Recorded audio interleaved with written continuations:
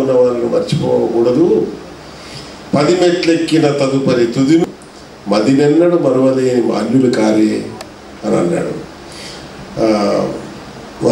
వారు ఆశించిన కవిత్వ ప్రయోజనం అది మనుషుల్ని తోటి మానవాళి యొక్క శ్రేయస్సు వైపు మళ్లించడం అనే మంచి తలంపులు వారికి కవిత రచనలో ఉన్నాయి.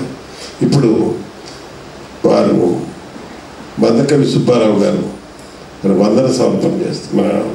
వారు స్పందన తెలియజేస్తారు, స్పందన సమర్పణ చేస్తారు. రండి.